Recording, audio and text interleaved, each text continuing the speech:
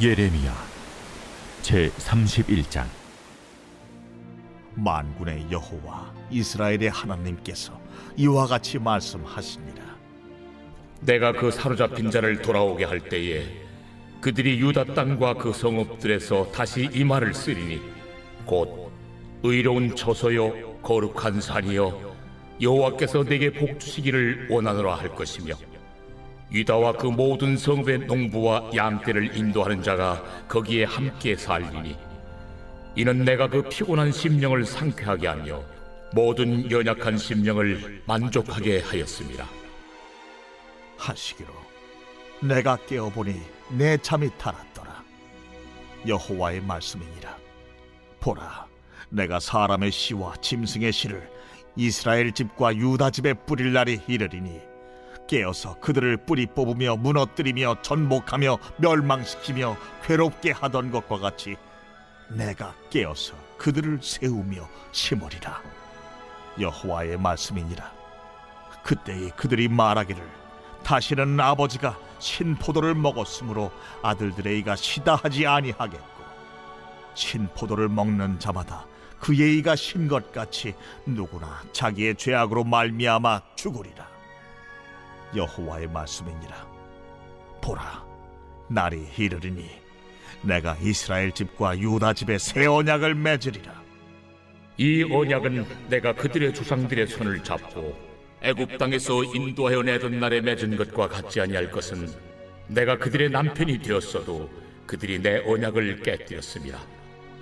그러나 그날 후에 내가 이스라엘 집과 맺을 언약은 이러하니 곧 내가 나의 법을 그들의 속에 두며 그들의 마음에 기록하여 나는 그들의 하나님이 되고 그들은 내 백성이 될 것이라. 그들이 다시는 각기 이웃과 형제를 가리켜 이르기를 너는 여호와를 알라 하지 아니하리니 이는 작은 자로부터 큰 자까지 다 나를 알기 때문이라. 내가 그들의 악행을 사하고 다시는 그 죄를 기억하지 아니하리라. 여호와의 말씀이니라. 여호와께서 이와 같이 말씀하셨느니라. 그는 해를 낮의 빛으로 주셨고 달과 별들을 밤의 빛으로 정하였고 바다를 뒤흔들어 그 파도로 소리치게 하나니 그의 이름은 만군의 여호와니라. 이 법도가 내 앞에서 패할진대 이스라엘 자손도 내 앞에서 끊어져 영원히 나라가 되지 못하리라. 여호와의 말씀이니라. 여호와께서 이와 같이 말씀하시니라.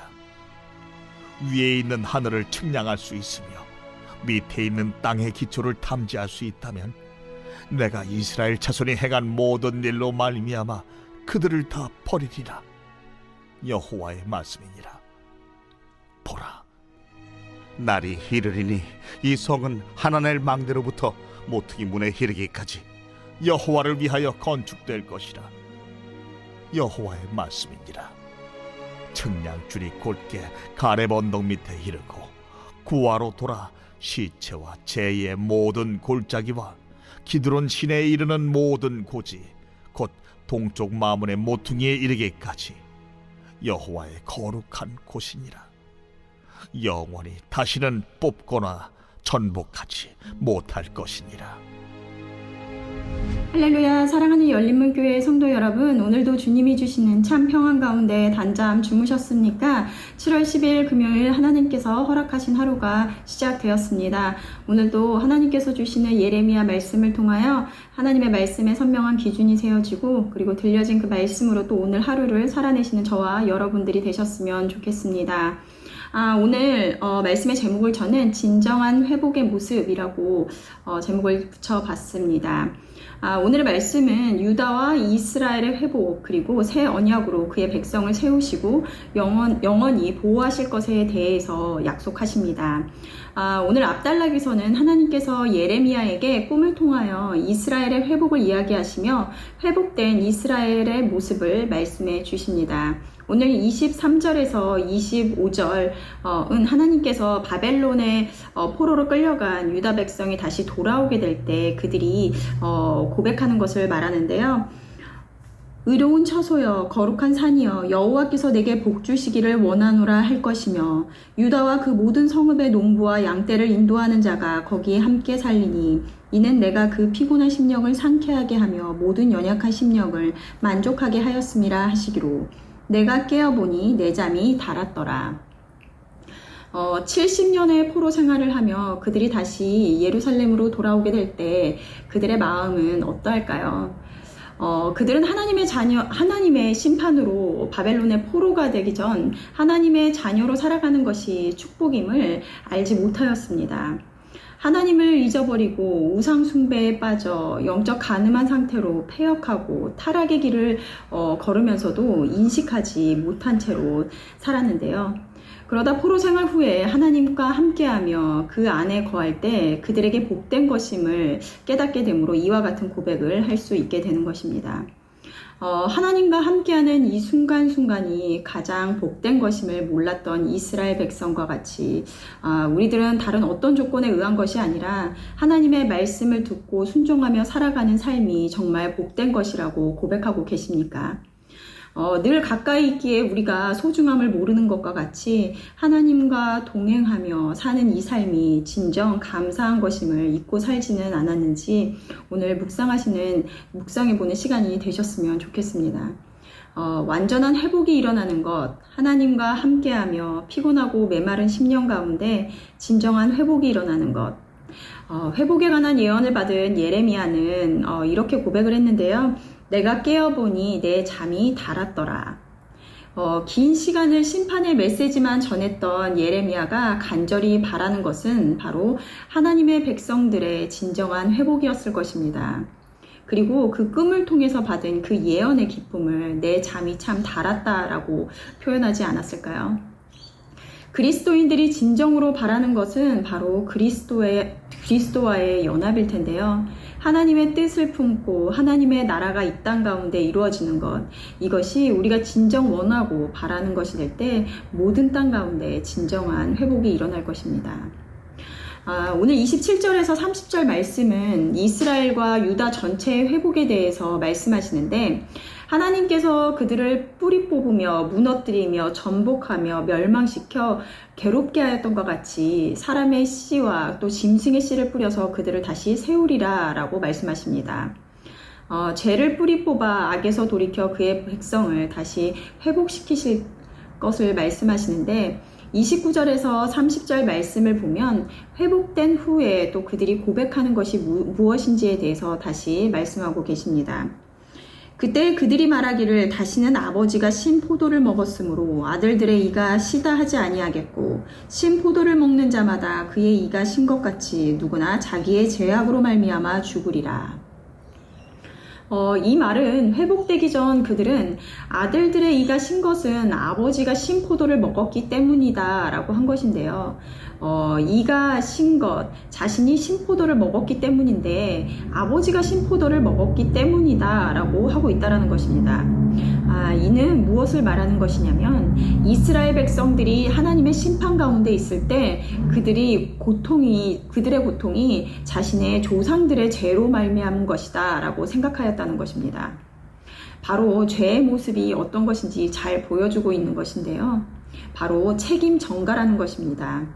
제가 처음 세상 가운데 들어왔을 때 아담과 하와가 선악과를 먹고 그들이 보인 모습이 자신이 지은 죄를 다른 이의 책임으로 돌리는 것이었습니다. 하와는 뱀을 탓하였고 아담은 하나님이 주셔서 나와 함께하게 하신 그 여자가 그 과실을 주었으므로 내가 먹었습니다 라고 하며 먹은 것은 자신이지만 하나님의 탓으로 돌리더라는 것입니다. 이것이 바로 죄의 본성인 것입니다. 언젠가 아이들을 보면서 이러한 본성이 그대로 드러난다라고 생각을 했는데요. 어느 날 유치부 아이들이 놀다가 간 자리에 장난감들이 정리되지 않은 채 바닥에 그대로 있길래 유치부 친구들이 다 모인 자리에서 누가 그랬을까 그랬더니 모두 자신은 안 그랬어요 라고 하더라고요. 그러면서 서로 누가 그랬어요 라고 하면서 다른 친구의 이름을 이야기하였습니다. 그러면서 이것이 우리들의 모습이구나 라는 생각을 했는데요. 어른인 우리는 어떨까요? 우리도 이와 같은 모습이 없을까요?